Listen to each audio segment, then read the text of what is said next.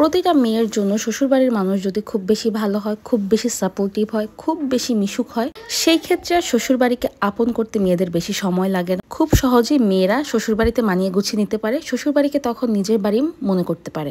আলহামদুলিল্লাহ, আমার ক্ষেত্রেও সেম। আমি আমার শ্বশুরবাড়িতে খুব সাপোর্টিভ শ্বশুর, শাশুড়ি, স্বামী, ননদ, দেওর, জাল সবাইকেই পেয়েছি। প্রত্যেকটা মেয়েই চায় যাতে শ্বশুর বাড়িতে প্রত্যেকটা মানুষ খুব বেশি সাপোর্টিভ হয়। সেই জায়গা থেকে আমি খুব ব্লেসড। আলহামদুলিল্লাহ, আলহামদুলিল্লাহ, আলহামদুলিল্লাহ। আসসালামু আলাইকুম এভরিওয়ান। সকালে ঘুম থেকে ওঠার পর প্রথমেই নাস্তা বানানোর জন্য চলে গিয়েছি। এখানে আমি প্রথমে এই ভাজিটা বসিয়ে দিচ্ছি, কারণ দেখা যায় ভাজিটা হতে হতে এখান দিয়ে রুটিটাও বানিয়ে নেওয়া যায়। আর রুটি বানাতে যেহেতু টাইম লাগে, ভাজিও হয়ে যায় এর মধ্যে, আর সময় লাগে না রুটি বানাতে।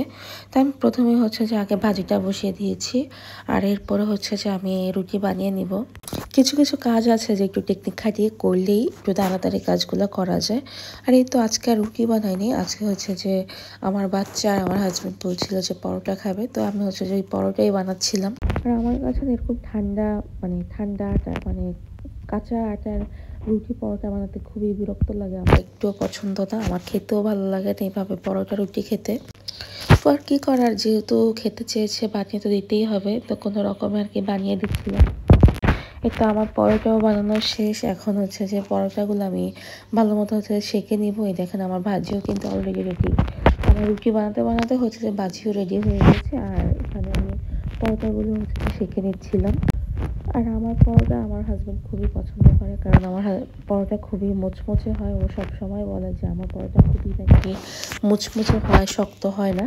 ও খেতে খুবই পছন্দ করে, আমার বাচ্চাও খেতে অনেক বেশি পছন্দ করে। এই তো আমি সবগুলো পরোটা ভেজে নিয়েছিলাম। আমরা তিনজনের জন্য 3টা পরোটা বড় বড় সাইজে করে নিয়েছি। ছোট ছোট 2টা খাওয়ার থেকে আমি যে বড় একটা বানিয়ে নিয়েছি, যাতে আমার কষ্টটা কমে যায়, আর একটাতেই হয়ে যায়। আর এই তো আমি আমার জন্য ডিম পোচ করে নিচ্ছিলাম। আমার হাজব্যান্ডও ডিম এত বেশি পছন্দ করে না, আমার বাচ্চাও তো ডিম খাই না, ও শুধুমাত্র আলু ভাজি খায়। এই তো পরোটাগুলো বানিয়ে এখন আমি সব কিছু বেড়ে টেড়ে একটা প্লেটের মধ্যেই আমরা 3জনের জন্য নাস্তা নিয়ে নিচ্ছি। আমরা না সবসময় এরকমই করি যে দেখা যায় একটা প্লেটের মধ্যেই নাস্তা নিয়ে নিই, একটার মধ্যেই 3জন মিলে নাস্তা খেয়ে নিই।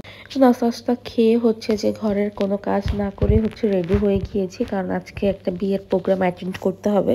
বিয়ের প্রোগ্রামটা আমাদের বাসা থেকে খুবই দূরে, একদম মিরপুরের মধ্যে পড়েছে। আর আমি এখানে সুন্দর মতো রেডি হয়ে রংঢং করছিলাম। আর এই দেখেন আমার হাজব্যান্ড রেডি হচ্ছে, ও ইভেন্টে বের হয়ে যাবো, তো আমরা দুইজনই একসাথে বের হয়ে গিয়েছিলাম। 3-4 দিন ওর ইভেন্ট থাকার কারণে ওই ঠিকঠাক মতো আমাদের দেখা সাক্ষাৎ হচ্ছিল না। ও রাত্রেবেলা আসে, আমি ঘুমিয়ে থাকি।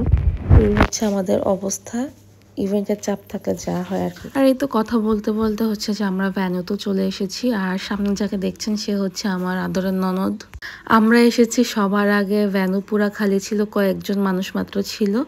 আমরা এসে ভালোই করেছি, আমরা ছবি টবি তুলেছি, একটু নিজেরা একটু টাইম দিয়েছি। আর এই দেখেন আমার বাচ্চার অবস্থা, যেখানে যায় তার এরকম ব্লগ এটা সেটা নিয়ে যাওয়া লাগে, কারণ ওকে ব্যস্ত রাখা লাগে, নয়তো ও এত বেশি বিরক্ত করে।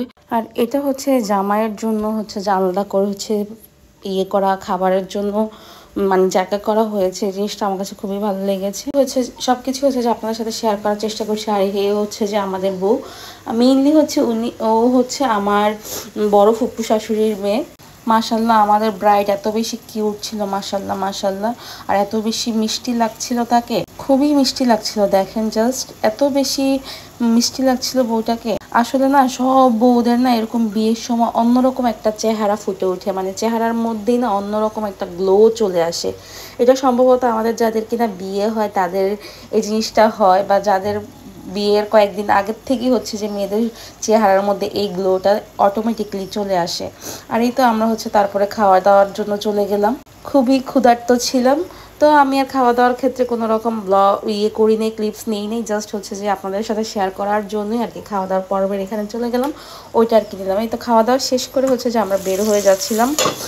আর আমার বাচ্চাটাও খুব বেশি বিরক্ত করছিল, কোনো কিছু খাচ্ছিল না, কিছু না, জাস্ট এই নিয়েই বের হয়ে গেলাম কোনো রকম খেয়ে। আর এই দেখেন জামাই এসেছে। বলেন তো এই মুহূর্তটাতে কতটা বেশি আনন্দের সময়, তাই না? যখন জামাই আসে, জামাই থেকে মান নেওয়া, জামাই থেকে যে দাঁড়িয়ে থেকে জামাইকে অন্যরকম। এই ছিল আমাদের জামাই আর বধূ লাভ বার্ডসগুলা। মাশাআল্লাহ, ওদেরকে এত বেশি সুন্দর লাগতেছিল। দুজনের জুটিটা খুবই ভালো লাগছিল। আর এখানে তারা দুই ভাই হচ্ছে যে টম এন্ড জেরির মতো হচ্ছে যে মারামারি করছিল। ওরা আসলেই টম এন্ড জেরি, দুইটা একসাথে দেখা যায় মিলামিশা থাকে, আবার মুহূর্তের মধ্যে তাদের ঝগড়া বিবাদ শুরু হয়ে যায়। আর এই দেখেন এগুলো এরকমই করতে থাকে, সারাক্ষণ এরকম করতে থাকে। আর এই তো আমি হচ্ছে যে বলছিলাম আমার ননদকে আমাকে একটু ছবি তুলে দেওয়ার জন্য, তো বারবার হচ্ছে যে ফ্রেম ঘুরাচ্ছিল, তো ওকে বলতেছিলাম যে ফ্রেম ঠিক করো। আর এই তো সবার ফ্যামিলি সবার সাথে হচ্ছে যে আমরা ছবি নিয়েছিলাম। আর দেখেন আমার বাচ্চারা সামনের থেকে কোনো সরতেছিলই না। আর এই হচ্ছে সেই মুহূর্ত, যেই মুহূর্ত একটা সাইনের মাধ্যমে কিনা আমরা মেয়েরা অন্য বাড়ির বউর মধ্যে রূপান্তরিত হয়ে যাই, অন্য মানুষের সম্পত্তি হিসেবে রূপান্তরিত হয়ে যাই। এই একটা সাইনের মাধ্যমে কিনা আমাদের পুরো জীবনটাই আবার পাল্টে যায়।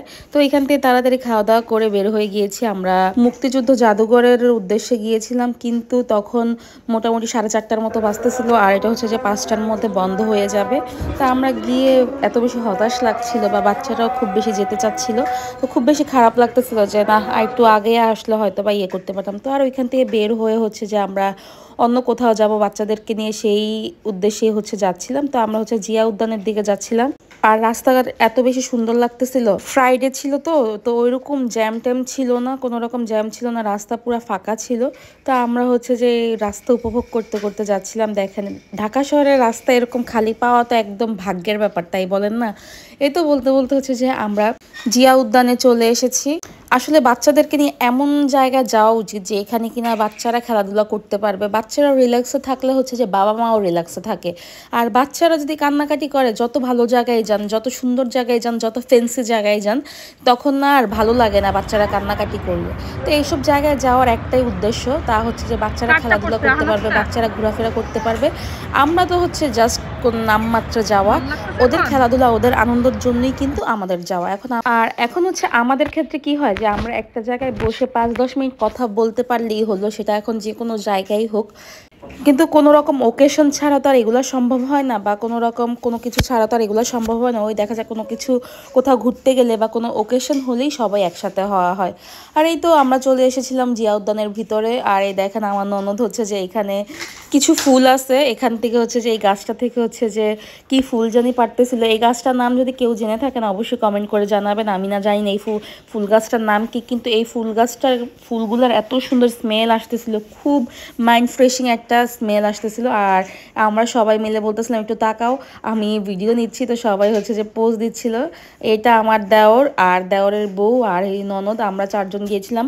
আর আমার শ্বশুরও গিয়েছিল, আমার শ্বশুর আর আমাদের সাথে অ্যাড হয়নি, আমরাই হচ্ছে চলে এসেছিলাম। আর এখানে আমার ননদ বাদাম নিয়েছিল বাইরের থেকে, ওই বাদামগুলো হচ্ছে যে আমাদেরকে দিচ্ছিল, সবাইকে পাস করতেছিল। আমার না বাদাম খুলে খাওয়ার ধৈর্যটা নাই, আর কেউ যদি খুলে দেয় সেই ক্ষেত্রে হচ্ছে যে আমি বাদাম খাই, আর এছাড়া আমার বাদাম খুলতে একটুও ভালো লাগে না। বাদাম খুলে খাওয়া খুবই ধৈর্যের ব্যাপার।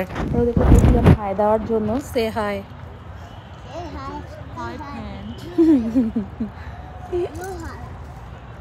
আর এই তো আমরা তারপর বের হয়ে গেলাম, বের হয়েই হচ্ছে আমরা সবাই আইসক্রিম কিনলাম, আইসক্রিম খেলাম। আমাদের আরো কিছু জায়গায় যাওয়ার কথা আছে, কিন্তু দেখি কতটুক কি করতে পারে। এর মধ্যে বাচ্চারা কান্নাকাটি শুরু করে দিয়েছে। এই তো আমরা হচ্ছে এখন মেট্রোর দিকে চলে যাব। মেট্রোর জন্য আমরা লিফটে উঠে গেলাম। মেট্রোতে আজকে এত বেশি গ্যাদারিং ছিল, আজকে শুক্রবার ছিল, তো সবাই ঘুরতে বের হয়েছে, মেট্রোতে ঘোরার জন্য বের হয়েছে, বা এসব জায়গাগুলোতে বিভিন্ন জায়গায় যাওয়ার জন্য বের হয়েছে। এই কারণে অনেক বেশি জ্যাম ছিল। আর এই তো আমরা চলে যাচ্ছিলাম মেট্রোর টিকেটের জন্য আমাদেরকে লম্বা লাইন ধরে দাঁড়াতে হয়েছে। আজকে শুক্রবার, আমরা ভেবেছিলাম এত বেশি লাইন হবে না, যেহেতু অফিস পিরিয়ড নাই, তারপরও এত বেশি জ্যাম। এই দেখেন কত লম্বা লাইন। আর আমার বাচ্চা এখানে কান্নাকাটি শুরু করছে যে ও ট্রেন দেখতে যাবে, ও এখানে থাকবে না। কিন্তু ট্রেনে তো দেখতে যাওয়া যাবে না, কারণ টিকিট ছাড়া তো আর ঢুকতে দিবে না। অনেকক্ষণ ধরে কান্নাকাটি করতেছে যে ও ট্রেন দেখতেই যাবে দেখতেই যাবে। তো আমি ওকে নিয়ে ঘুরাচ্ছিলাম, কোনোভাবে বুঝাচ্ছিলাম দেখো এইভাবে ওইভাবে, কিন্তু ওকে না কোনোভাবেই বুঝাতে পারছিলাম না। ও হচ্ছে যে যাবেই যাবে।